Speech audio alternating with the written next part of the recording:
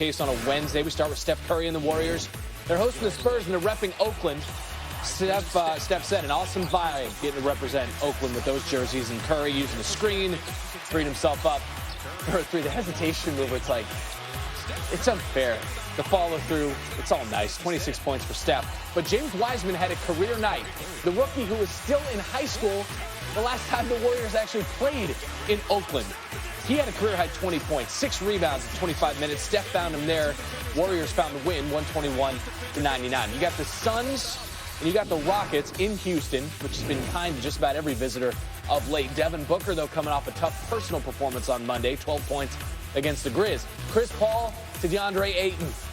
CP3 was quiet, 4 dimes. Ayton was not, 26 points. That's a game high, 17 rebounds as well. Eric Gordon, though, for Houston. He had 22. Rockets within 6. Victor Oladipo, 22. He had 54 across a 2-game span with the Rockets, most for him in 2 years. And then you got Jason Tate, 2-handed dunk. Suddenly the Rockets down just 2, but Booker's going to drive and ice this thing. He doubled his Monday performance. He had 24 points with 5 rebounds. Rockets are 5 games below 500 for the first time since 2015. Now you got the Clippers hosting the Kings. We'll pick it up second quarter as those 2 stars would factor in. Paul George screen right, and Paul George screen now. He's throwing down business end of the alley-oop for Marcus Morris. George said, for me, it's fun. I'm not going to be perfect, but I thrive on being on the floor. Well, half the game, you know. 2-handed dunk there. He had 19 points, tied a career high with 12 assists. Here is Kawhi Leonard, boardman dunking. One hand. A lot of times Kawhi dunks, and it looks like it hurts.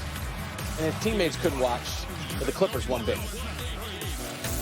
We will see the big 3 in action for the first time together on the floor. Ain't no time for looking back. I'ma give it all I got. Oh, my God. This is going to be such a problem. On my way.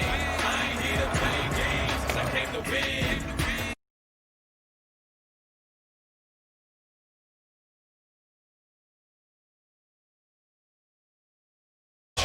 For Colin Sexton. Tip your hat. Tip your hat. You have a shortened off season. You have a training camp sprint. You have a new head coach. And then the Nets roll the ball out there. Kevin Durant and Kyrie Irving just have to figure it out. They have to figure out how to play with each other. And they only got 7 games together before their front office said, you guys good? You good? Great. Here's James Harden. So then Kyrie takes a pause. And then you're in Cleveland on a Wednesday night in January, and you roll the ball out there again, and your big 3 has to, again, just figure it out. Malika Andrews was there for that. Steve Nash's approach coming into Wednesday night's game was not to get too high or too low off of the end result, but he said that guys looked a little bit lost out on the floor together at times. But he said that that was to be expected because this is their first time playing in a game together.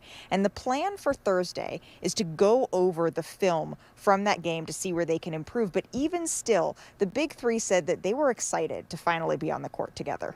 Man, always playing the game that I love, I'm grateful. So I never take it for granted. And then also to be, playing with Kevin Durant, James Harden, just those names alone right now, just like we're having some fun. But it's not just about us. I like what we are. I like the camaraderie that we have and we building, that communication, from the coaching staff to the players is, is at a high level. So looking forward to keep building, keep grinding. We got the same team next game. We all have a very, great skill set. It's just communication, of where we want each other to be.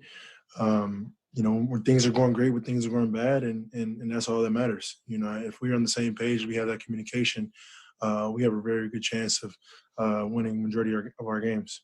Now, ultimately, Kevin Durant said that they were disappointed that they weren't able to pull out a win. But when Colin Sexton gets hot like that, there isn't much a team can do. But overall, Durant said that he's happy with the camaraderie of the group. He likes the direction that they're going and appreciates the communication between the players and staff right now.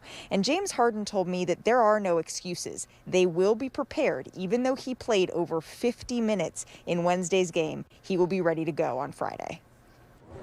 All right, Malika, thank you. Brooklyn now sitting at 9-7. That's 5th in the Eastern Conference. But the good news for the Nets, they're favored to win their next 5 games, which starts with a rematch with the Cavs on Friday. All that according to ESPN's Basketball Power Index. Championship weekend in the NFL is upon us, something Tom Brady is accustomed to seeing, even if his team is not. Brady and the Bucs set franchise records this season. 42, perhaps shorthanded at best is the way to put it. So you got Luka here, spinning, scoring, and then watch the limp. Limps off the court. It's the knee that we're going to look at here. Getting treatment from the doctors on the bench. He actually had it looked at 3 times during the game, but then he came back in, and then look at that pass. Porzingis in the paint. A slingshot. He zinged it in there, you know. Oh, well done. Yeah. Thank you. 13 first half points for Porzingis. Doncic had 6 assists. The Mavs led by 2 at the break, and then Doncic, the alley-oop, the score for Porzingis. And then the next possession, Jalen Brunson now dribbling and then pass to Porzingis. He's wide. How do you leave him that far wide? I mean, he's just a wide open. 27 points, 13 rebounds, building the lead. Doncic now to Tim Hardaway Jr., who hits the 3 and gives Doncic a triple-double. 13 points, 11 assists, and 12 rebounds. Part of a 13-3 run, and a chance now for the Mavs to pull away. Hardaway Jr. He had 19 points in this one, and the Mavs get the win, 124-112. And again, it's that another triple-double for Doncic, and he's the youngest player in NBA history with 30 career triple-doubles. He's still 21. He doesn't turn 22 for another month, and he already has twice as many triple-doubles as any other player, 21 or younger, literally in all of NBA history. All right, no comeback for the Pacers there. There were comebacks, though, in the NBA. Why don't we start with a magical one? It's Orlando taking on Minnesota. It's Cole Anthony and the Magic, trailing 91-78. It's 13 points with about 6.5 to play.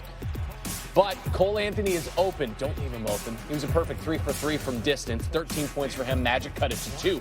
Jared Vanderbilt, again, up 2. Chance to ice this thing. No dice. No. 4.5 seconds. You missed the first one. That's fine. You can still pretty much guarantee yourself a tie, but that goes begging as well, and we're just not going to call. We don't have any timeouts. It's Anthony. A triple for the win. The bell doesn't dismiss you. Cole Anthony dismisses you. Look at the body control in the air, too, to change directions. And I knew I couldn't get to the rim, but I could shoot this 3, and it felt good. Not sure about the impromptu water shower after the game. Anthony's game-winning buzzer beater is the Magic's first since December 2018. Magic. To borrow a line from Nicole, win by 1. Trae Young, the Hawks, down as many as 17 against the Pistons, but they've cut it to 2 with about 15 seconds to play. Trae gonna drive. He draws all sorts of attention. He draws like 4 defenders, so he finds Clint Capella, and we're tied at 106. Pistons have a shot, though. Jeremy Grant had 32 points in this game. Jeremy spoke up in class today, but he's blocked by John Collins. 31 points, just 1 block for Collins, but it's a game saver. They weren't going to call a charge in that spot. All due respect to Trae Young trying to take it. So we go to overtime, tied at 106. Kevin Huerter, Red Velvet, to Capella, up and under. 27 points, 26 rebounds for Capella. Joining Hakeem Olajuwon, Patrick Ewing, Dikembe Mutombo, and Shaq as the only guys with 25 points, 25 boards, and 5 blocks in the game in the last 35 seasons. And then Trae Young's just pulling up from Marietta. That's fine. He's just on the floor. Just stand up, red elephants. Gwinnett, 38 points, 11 dimes for him. Other Atlanta adjacent references, 8-point win for the Hawks. Big 3 debuts as we circle back to the top story this morning and what the Nets did or perhaps didn't do in the debut of theirs. There is a precedent for the Big 3 to stumble out of the gates. Remember Miami's losing its first game together. LeBron had